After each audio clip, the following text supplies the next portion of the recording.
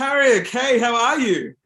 Hello, I'm well, thanks. How are you? So good. Thank you for giving us your time, and you're all the way in the UK. So this time difference is amazing. So thank you. Yeah, the time difference is wild. Hey, because it's the morning for you, super early, and for me, it's like 9 p.m. at night or something. You're winding down, and I'm like winding up. So it's really, really cool. Really keen to get to know you, man. I've been following you for a little bit, and yeah, just can't wait to get to know you and a bit of your career and some Disney things that you've been up to. I Yeah. feel like we've been following each other on Instagram or social media for a little while, and we've chatted here and there, but we've finally found time to, yeah, have a proper chat. So I'm super keen. Finally, finally. So yeah, thanks again. I've arranged some questions for you today, starting way back when, and then we'll make our way forward to the more present day. Can you share a little bit about growing up, nurturing your talent, and if there's a lesson that you've learned along the journey that if you hadn't learned, you wouldn't be where you are now? Yeah, I think when it comes to my training when I was younger and pursuing a career in the early stages in the performing arts industry, the biggest lessons were from my parents because both my parents were actually professional dancers. Oh wow. So I think seeing firsthand two people that chase their dreams was Mhm. the biggest lesson of all. The biggest lesson being to fearlessly pursue what it is you love, Yeah. because I think that is one of the key ingredients to living a fulfilled life. So I got to learn that lesson firsthand, which was amazing because I was like, oh, wow, okay, if there's something you love and you can do that for a large portion of your life or do it as a job, more often than not, you're going to get a lot of enjoyment out of that because Yeah. in today's day and age, your job takes up a large portion of your life. Yeah. So that was a lesson I learned. And my mum has her own like dance school now, which I grew up training at, and she still runs, which is amazing. And just the love involved at that dance school and everything that goes on there was all a product of her pursuing her dreams as a professional dancer, where she traveled the world. And with my dad, even though he's not dancing anymore professionally, he's still DJing and doing other things like that. But it was through his pursuit Um, of his dreams as a professional dancer that he met my mom and then eventually came to Australia and is now living the life that he's living and doing some amazing social work and things like that, where he still incorporates the arts and actually teaches at like a kids jail and teaches like music and wow. throws in a few dance moves there and things like that. That is incredible. Yeah. So yeah, that would be the biggest lesson that I learned from my parents. And it's cool because it wasn't a lesson like sit down and write this out 100 times because this is the lesson. It was a lesson that I learned through observing Yeah, and firsthand. experience. That's so cool. Exactly. Yeah. Amazing. Well, I came across you a couple of years ago when I went to see Mary Poppins Returns. I have so many special memories with this movie. Probably my favorite is going to see it with my grandma in South Africa. That was a really special one. But you Oh, amazing. you worked on the movie, so what was your favorite memory working on it? Yeah, it was my favorite job I've done by so far. And it was just an incredible whirlwind of an experience. So there were so many joyful, amazing, incredible moments. It's hard to pick out one. Um, so I feel like I could list hundreds of incredible moments for you. Almost every day felt like a real pinch myself moment because I just moved to London. I'd been living in London for, I think, under 6 months, and I'd moved here in the hopes of following my career dreams and doing bigger and kind of bigger jobs than I'd been able to do in Australia prior to that. Yeah. So to then suddenly land this role in a Disney motion picture 6 months after having moved to London was just like, whoa, I did not expect this. But one of my favorite moments came after we'd finished filming and working on set and things like that. And because I always talk about this, the difference between theater and film. With theater, you have the immediacy of a live audience. So it's like for the hard work you do, you get that immediate recognition from the audience at the end of the show, and they get to show that they enjoyed what you did or that they felt something. And so you get to connect with people immediately every night. If you're doing it 8 times a week, you'll get to connect with people and an audience 8 times a week. Where a film, you can work on it for such a long period of time, up to a year, perhaps even longer, depending on the shoot, Yeah. and nobody gets to see it in that time. So then even when I finished my work on the shoot, there was probably, I want to say between a year and a half of post-production work where I'd finished the job and I'd gone on to other jobs. And so then I'd actually come back to Australia and I was doing an Australian / New Zealand tour for a show called Madiba. And they had a cast and Quite crew amazing. screen in the UK that I wasn't able to attend. So the first time that I ever saw my work on the film was at the world premiere in LA at the Dolby Theatre. Oh my God. So to go to that venue, that night in itself was just this amazing night where I felt like all my dreams had come true, and I got to be at the Dolby Theatre and go on stage where they hand out Academy Awards and take a bow with my cast, which was just incredible. And then I remember sitting in my seat, and I love going to the cinema. Like, it's one of my favorite pastimes. I have a Cineworld membership over here, because in the UK you can get memberships for the cinemas where you can just see unlimited films. So I try and see everything. Perfect. So I'm sitting at the Dolby Theatre about to watch Mary Poppins Returns, a film that I'm in. And I don't think it hit me until like the movie started playing. And I guess my biggest scene is about, I want to say, a half to 3/4 of the way through the film. And I think at about halfway through the film, I started feeling physically ill. Oh my God. Seat. And I felt myself like sinking, and I was like, I don't actually remember what I did. What did I decide to do with the character? Yeah, exactly. I was like, what if they pick the take where I fall over or something like that? But obviously they would never do that. But that moment where then suddenly I saw myself up there on the big screen, it was like, oh, wow, Tarik, you're pursuing this dream. And this is a real massive step in the right direction, and a real success for you, and a really special moment. Oh my God, I love that. And congratulations. Like, I still watch it. Like, just a few months ago, I was talking to you. I was like, I'm watching it. I'm on uni break. Still obsessed. Amazing. Thanks. That's another beautiful part of being in that film, because often when you do shows, the only people that can come and see the shows are the people who are in the city you're performing in, or in the country you're performing in, perhaps. Like when I did West End and I did Aladdin, unfortunately, a lot of my family and friends in Australia didn't get to come over to London and see me in that. Or the same when I'm doing a show in Australia, my friends in London can't come and see me in that show. So that was one of the beautiful parts of the film. Like you said, you watched it with some of your family in South Africa, I think you said? Yeah. So to know that I had friends and family all over the world watching the film, that was pretty insane. To know that I had family in Ghana, and people in Australia, and people in America, people in London, people all over the world, people I've taught dance to in Spain or in Switzerland. Oh my God. All able to yeah, but you know what I mean? That was a really special moment to be like, oh wow, everybody gets to experience this art and gets to experience this message. Yeah, well, congratulations. Like I said, huge fan of the movie, and huge fan of Lin-Manuel Miranda and Emily Blunt. You got to work with them and like actually have a song with them. So tell me what it's like working with them. Absolutely. Yeah, that was another pinch yourself moment for me. Like I said, the entire project felt that way. I think I landed the role when I might have been 22, maybe 20. Yeah, I think 22. But getting to work with Lin-Manuel and Emily Blunt, like Lin-Manuel was someone that I'd always hoped to do a show that he'd written, but I never had aspirations for working alongside him, just because I didn't think that was something that would happen. I was like, he mostly works in the States and he's a lot older than me and things like that. So suddenly to be on set with someone that I'd watched for a long time and studied and things like that was like, oh, this is not even something I could have imagined or could have attempted to manifest, because I just didn't even consider it a reality. So that was already incredible. But yeah, one of the most amazing things was getting to work alongside people at the absolute pinnacle of their craft or their careers. Yeah. Like Emily Blunt and Lin-Manuel Miranda are not small-time actors. You know what I mean? Not at all.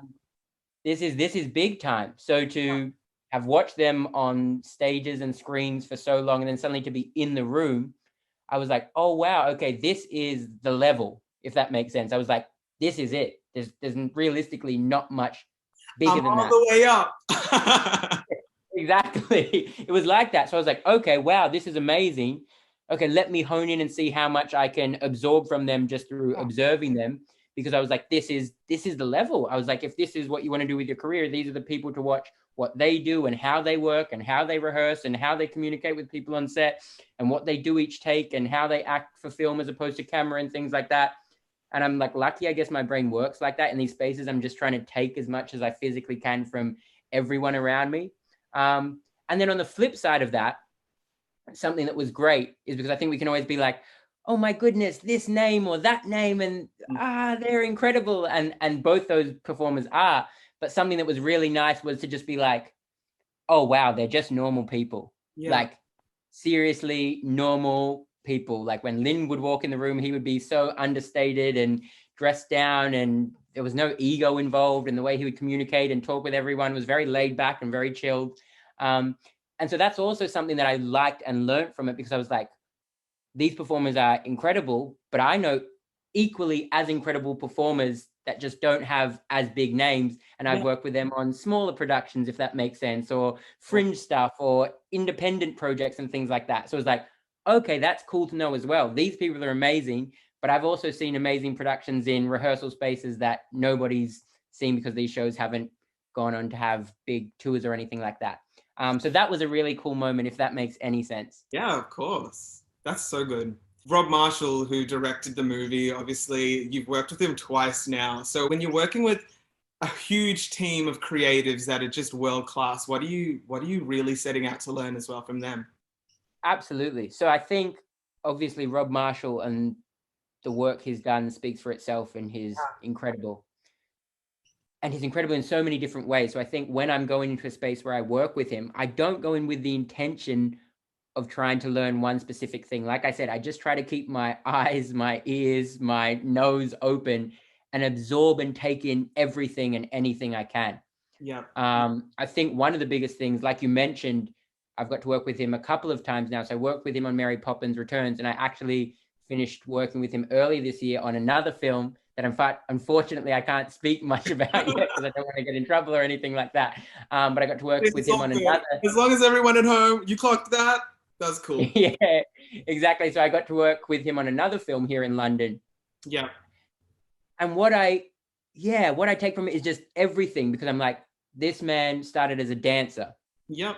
And he became a choreographer for theater, and then he became a choreographer for film, and then kind of went back and became a director for stage or for theater, and then became a director for film. So he's done so many different roles or jobs under this arts umbrella.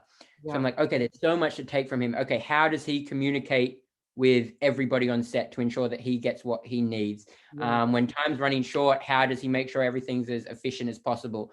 How does he ensure, obviously, different actors like different things? Some actors might like to not rehearse things very much and come in and do things quite spontaneously, where other actors might like to come in and like rehearse it to a T, like I guess people who have more theater backgrounds and things like that. So one of the biggest takeaways is how he communicates and works with people to get the best out of them. For example, with me, and it was like my feature film debut, and he obviously made me feel so comfortable and so loved and safe in this space so that I could do my best work as well.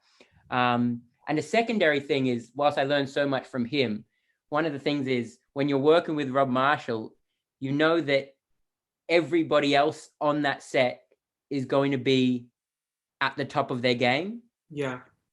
Like the sound designer is big time. Yeah. The DOP is big time. You know what I mean? The costume team is big. Everybody is the people at the top of their game, because if you're working with Rob Marshall, his team is going to be as elite as him, for lack of a better word. Yeah. So that's why I go into this space and I just keep my eyes and ears open and try and take as much of it as I possibly can. Yeah. That's incredible. I mean, I love watching Cinderella, the 97 movie with Brandy and Whitney, and his name comes up in the opening credits. This man's been working, choreographing and then directing, and like you said, so it's like really, really interesting. So you talked a little bit about your theater background, and you were involved in the Aladdin musical, right, in the UK? Yes. So last year, there was this rumor going around that Aladdin was filmed in the UK, and then it was making its way onto Disney Plus. Like a poster was leaked, and then there were a few articles, no official announcement from Disney, and then just nothing. Like we've heard nothing since. So someone on the inside, do you have any information for me there? Yeah, so I got to be a part of Aladdin on the West End, the production, which was amazing. I got to play ensemble / Prince Abdullah, which was my West End debut. So that was a lot of fun just to get to experience that and understand how that all works. And then on top of that, at the end of the contract, luckily enough, the team came to us and let us know that they were going to be filming a version of Aladdin, the stage musical, similar to how I guess there's a film version of a lot of musicals are doing. I think what Come From Away just came out. Yeah. We're going to be doing a version of that, but bringing actors and performers from all the different stage versions of Aladdin around the world. So we had performers from Australia and from Broadway and from the US tours and things like that, all coming together to create this big amalgamation version of Aladdin the musical, which was really exciting. And it was great because I got to keep my track as ensemble / Prince Abdullah. And yeah, we got to shoot this film, which was amazing because that was another experience in itself. I'd done film and I'd done theater, but in this day and age, there is this new kind of hybrid coming out where they want to create films of the stage versions. I guess it's not a new thing, but it's just becoming more popular. Yeah. So to do that was really exciting because obviously we shot that for about a week's time, and then it ended with a live performance with a live audience. Oh, wow. And they filmed that to get all these like really big and special moments. So yeah, I know it's coming out on Disney Plus at some stage, and like there have been announcements through various websites about the cast involved and things like that. But I'm not sure on the exact date / I can't really share much more than that. Because like that's like when are we gonna get this? But okay, at least we are getting it. Yeah, at some stage, one day out of nowhere, it'll just be like bang on Disney Plus. I love that. I love that they're doing that. It makes theater accessible to people who will never be able to go, or maybe not never, but might not be able to go now. And they're making it good finally. Like I remember, I don't know if you've seen the Cats DVD from like the 90s or the 80s. Oh, awful. Yeah. Look at me, I'm such a small. Yeah, it's interesting. Like I really like that theater is becoming more accessible in that way, that for people who can't afford the extortionate rates that tickets often are, they can check out different musicals on Disney Plus, or seeing a musical on Disney Plus might be like, oh, actually now I want to go to the theater, and might be the reason somebody goes to the theater for the first time. And yeah, I remember having a conversation about, I did an interview with somebody that runs a theater blogging channel in the UK, and they were really, really young. I think they were this 12 or 13. It sounds really young, but they were so in it and had these amazing questions. And they asked me a question about my thoughts on bootlegs of musicals. Oh my God. And it was an interesting question because I'd never been asked it before, and about where I stand on it, how I feel about it. And it was really interesting because I was like, well, sure, I don't like the idea of money being taken out of, I guess, performers' pockets especially. Yeah. But at the same time, I was like, in terms of accessibility, there's so many people who literally just can't afford to go and see a theater show, or don't live in a country where theater shows are happening. So how else can they access theater and get all of that love and energy that theater provides you with? And I was like, so I guess I am kind of down for the slime tutorials that are out on YouTube because of the accessibility it provides for so many people otherwise. And I can't sit here and say I've never watched one myself either. So yeah. That's really cool. I was just talking to someone who was like, oh, I just watched Dear Evan Hansen. I was like, oh, what did you think? The movie version that came out. This doesn't have to be in the interview, but that's fine. And like, I didn't like the movie, so I turned it off. I was like, this isn't for me, so I'm just going to turn it off. But I want to go and see it. And so I'm like, what do I do? Like, I don't necessarily want to watch a bootleg version. Like, if I can just wait. That's how you build a lot of these fan bases get built, is from the online community. So it's really cool. Well, yeah, even with that, like even with Dear Evan Hansen, I got to see the original West End cast, which was amazing. And that was my first time seeing the show, and I loved it. I went spontaneously. And I went by myself, took myself on a theater day, and I was just a mess and crying my eyes out. But at the same time, I also understand for people who are like, oh, I'd love to see Ben Platt in the show, the stage version, because he was so integral to the building of that role. Yeah. You know what I mean? Through the development process and things like that. And he doesn't do that role on Broadway or anywhere anymore. So there's no other way for you to see him unless there's a film version or a Hansen slime tutorial out there somewhere, you know.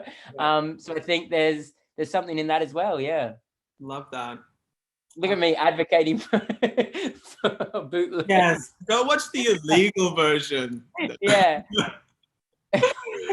Save your coin, go see a show, you know. Yeah, even if you don't have to see every show, but go and see a show every now and then. That's good. Yeah.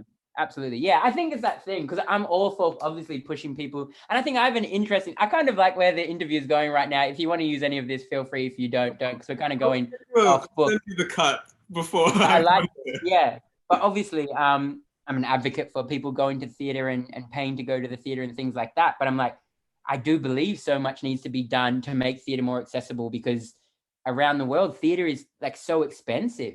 Yeah. Only, you know what I mean, people from a particular demographic can go and see these shows and things like that. So whilst I am like, yeah, save up your money and go a show, I'm also like, it's on the people putting on these shows and the people at the top. I don't mean the performers and the actors and on stage and things like that, or even the choreographers, like the people at the top, big producers. I'm like, we need to get creative. We need to work out how we can get more people in the theater, as opposed to just, not that this is happening, but yelling at people to be like, save your money and come and support live theater. Yes, do that, but also let's meet them more than halfway and be like, okay, how can we get people who have never been able to go and see a show because they literally can't afford it into the theater? It's interesting, I think, and this kind of links into the Artists of Color initiative that I talked about and things like that. But the demographic primarily for people who go to the theater is like old, white, and wealthy, like realistically, like they're the people going to see theater. I'm like, almost even when you go to see shows that are primarily on stage made up of people of color, or primarily on stage, made up of people from different demographics, generally because of ticket prices and things like that. So I'm like, okay, so what would you do to invite people from other ethnic backgrounds, for example, to come to the theater and feel more comfortable in the space and feel welcomed in this space and feel excited to come into this space? I'm like, I think a lot more thought and radical decisions need to be made to make that a reality. Like one of my favorite playwrights, Jeremy O. Harris, and he wrote this play called Slave Play. I'm not sure if you know about it. Anyone should go and read it. It's amazing. But anyway, with Slave Play on Broadway, he had a blackout night where for one of the nights, everybody in the audience was a black person. Oh my God, that was just something. Yeah, and it was called like the Blackout, which is a fun, great name for social media and things like that. And it was like this really big, exciting night that a lot of the people were like, yeah, actually, I don't think I've ever been to the theater and sat in an audience full of black people to see a show based on a bunch of different issues. I don't want to ruin anything with the play. And then in interviews, the cast spoke about how that impacted their performance. And then they essentially maybe portrayed something slightly differently and things like that. And obviously, like, race is not the only demographic, but it's like, how can we get people from all different demographics and from all different backgrounds and different way of life into the theater? I think that's just something that producers up the top, like, let's make it happen, because I want to see diverse audiences taking in these stories and being inspired to perhaps pursue careers in the arts or just pursue whatever it is they want to do in life. And there's a whole lot of different ways to look at it, and I think it's an important and cool conversation to have. So thank you for sharing your thoughts. That's really cool. Absolutely, no worries. Someone who's like been in the things, look at me. So good. You did mention just before, and this is, I think, how I got to know you a bit better after Mary Poppins, is seeing your work with the Artists of Color initiative here in Australia. And of course, you founded that. I've loved seeing you amplify the voices of people of color here in Australia. And I'm interested to know, why is it so important for you to enact change in the arts industry and push for more inclusion? Yeah, for me, it was just because I saw something happening that was hurting so many people and upsetting people, and it was a huge disadvantage for so many people, and something that I've been affected by in my life. And essentially, we're talking about how racism is insidious in a lot of spaces and becomes a part of different spaces and manifests in different ways. And how can we deal with that, and how can we kind of come over the top of that? And for me, it was founding the AOC initiative, because my goal was, I want to improve racial diversity in the Australian theatre industry, and I want to start robust and important and much needed discussion. And I feel like I was definitely able to achieve that. And I guess ideally, the reason I wanted to also do that was because I want to be a part of an industry that is inclusive. I want to be a part of an industry where there are people from all different walks of life, from all different experiences, coming together to tell stories based on their perspectives from their different life experiences and things like that. I don't want to be a part of an industry that's telling the same stories over and over again, with the same actors, with the same creatives, with the same producers, all telling the story from the same lens. I'm like, that's what's exciting about art, when we can have people with all different experiences and ideas and dreams and upbringings coming together and meshing these to create incredible and inspiring stories. So I can go and sit in the theater or in a cinema or at my TV or at my computer, if it's Netflix or whatever, and watch stories that I'm like, oh, like I know nothing about this because this is not my lived experience. I know nothing about this because this is not something I've ever seen before. So that's why it was so important for me. And because I just knew there were so many incredibly talented, amazing performers of color in Australia specifically, because that's where the AOC was founded and directed. And I was like, I wanted to amplify these voices and help these people, help them get their names and their talents out there. And I'm so excited.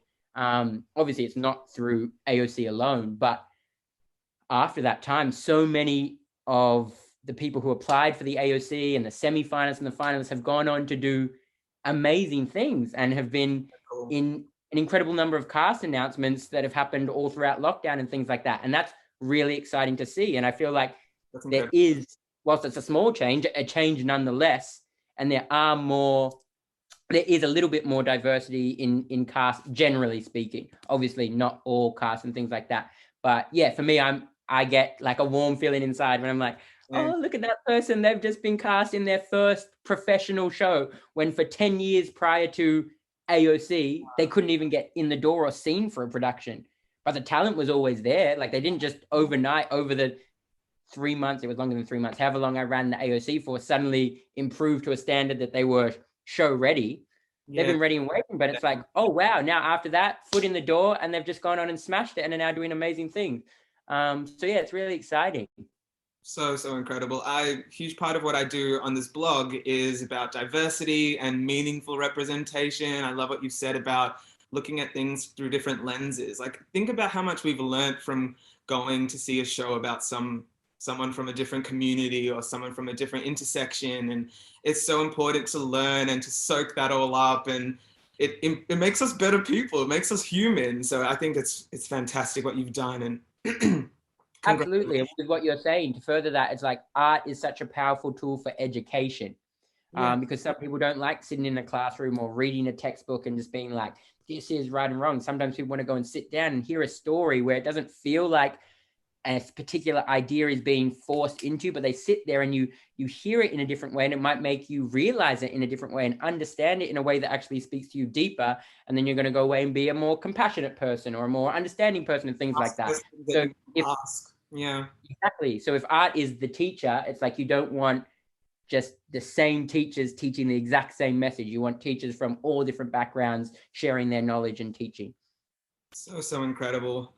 Let's briefly talk about what's coming up for you. So you're in Inked, which is rehearsing right now, and you've also been announced you're playing the Scarecrow in The Wiz, which is just monumental, I'm sure, for you. So congratulations. Tell us a little bit about these projects.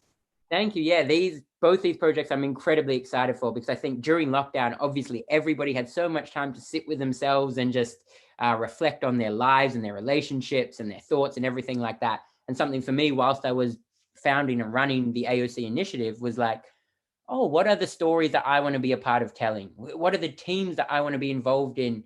And who do I want to work with? And I was like, often when you get in this industry, is that you just want to do the big jobs. You just want to make money and do the jobs that are like, yes, now I can pay my rent and do everything like that. And I want to tick West End off, or I want to do a big film and things like that. And they're all great aspirations to have and things like that. But for me, I was like, how can I use my talent and my abilities in a way that feels more impactful? Because the work that I did with AOC felt like it's probably the thing I'm most proud of doing in my life. Because I was like, I feel like, whilst I totally understand art is incredible and art saves lives, it provides escapism and all these things, I was like, there was also something about doing work outside of that, even though it was still connected, but it was like physically assisting people and help. I felt like I was physically lifting as many people up to get seats at the next level, or to get their feet grounded on the next level as possible. So I was kind of like, how can I do that with my art? And I was like, okay, I want to be a part of work that's telling particular stories. Like I said, stories that are told through different lenses, for example, with people from different demographics. And luckily enough, I got cast in a show that's happening at Colchester Fringe called Inked, which is this incredible story about a cis man who I'm playing, and their relationship with a trans woman. It's about the struggles they have as a couple, but also like the joy that they experience and the celebration and their wins. And it's a really beautiful story. and obviously we have a trans woman playing that role, which is amazing. And a majority of the creative team and the cast are all members of the LGBTQIA plus community. We have an incredible trans non-binary writer on board. And it's just like, yeah, this is important and this is special. And being a part of that project, I've got to go to workshops with a company called Gendered Intelligence over here, which are an organization that go into businesses and organizations to teach people about gender and gender diversity and how we can best treat each other, and just learning about all these things. And I was like, that's amazing, because I love information. So to get to learn that information, so it's not only like, oh yeah, I'm in this trans forward piece of theater. I'm getting to learn deeply about that community as someone who's not a part of that community. So I'm not just going on stage and telling this story. I'm getting to immerse myself and understand more deeply some of the lived experiences of people from these communities. So that's amazing. Another element of it is that after our shows, we're doing post-show discussions. We've been going into colleges over here and providing workshops and things like that. So I'm like, yeah, this is what I wanted to do. This is in lockdown, the exact kind of work that I was like, I want to be a part of. It's not just the pure escapism of get on stage and do a big happy dance with shiny costumes and a big set and amazing bangers of songs. You know what I mean? I was like, oh, there's a really deep and personal message, as opposed to just try and reach for your goals and you'll achieve them sort of thing. So that was, one project I'm working on at the moment, which I'm rehearsing for. And then in 9 days or something, in a really short period of time, which is stressing me out thinking about it, I start rehearsals for the UK revival of The Wiz, which is happening in Manchester. And I'm playing the Scarecrow, which is incredible. It's definitely a dream role. Growing up, like Michael Jackson was definitely one of the reasons I got into performing. I remember watching him as a kid and not understanding or knowing anything, but the feeling of like, this person is electric and really special on stage. So to get to play this role in an all-black cast and a all-black lead creative team is, again, the exact work that I said I wanted to be a part of. It was one thing, like I said, to be a part of big shows that are the hit of the moment and things like that, but to be a part of something that is, I've never had the opportunity to work with an all-black cast. I'm not sure of if I've ever seen a show that's had an all-black cast, let alone I've never worked with an all-black creative team. I don't think I've ever worked with a black director on a theater project, period. So to go in, I remember my final audition, and obviously in the finals of your auditions, there's so many people sitting on the other side of the table ready to watch you perform and sing and dance your heart out. And I remember going to my final, and I think there were 9 people, and there were like 8 black people and 1 white person. And I was like, oh, I've never had this in my life. This is really interesting. This is, wow, this feels good. This is exciting. This is something important. So I'm really excited to, be a part of telling this story through a very particular lens, which is going to be so concentrated on Black joy and Black joy throughout the African diaspora, and what it means to be a Black British person or a Black Australian person or Black people all over the world, and just experiencing joy together. That's something that I'm so excited to be a part of. There's a real buzz around it at the moment in the UK, and I'm really excited to see what we can all create together. Okay, so when is international travel opening? I'm just like, how do I get there? Okay, incredible. I'm so excited for you. And I mean, my fingers are genuinely crossed to be able to come and see, because that sounds incredible. And I'm really, really excited for you. Congratulations. Absolutely. Yeah. Hopefully international travel opens up at some point. And if you're in London, give me a buzz and we can catch up and I can show you around. Yeah, it'd be great. Thank you. Yeah, well, I'm really grateful for your time and hearing your story and some incredible projects that you've worked on. And obviously I'm wishing many more for you. So I hope for everyone at home that you've like really enjoyed having a chat with Tarik and just getting to know him. I hope you've learned something. I feel like I've learned something. So you've been watching Follow My Parade. Make sure you subscribe, follow me on Instagram, and you can follow Tarik as well. His deets are going to be in the description of this video. Thanks again, man. Have an awesome night, and I'm going to have a great day, hopefully. Yes, thank you so much for having me. It's been, lovely to chat. It's been so great. Hopefully we get to do it again at some stage. Just thank you for having me, and thank you for taking the time early in your morning to do this. Yes, we will talk again when a certain movie comes out and we can talk about it. Yes, until then, have an amazing day. Absolutely, I will. You too. See you, bro. Bye.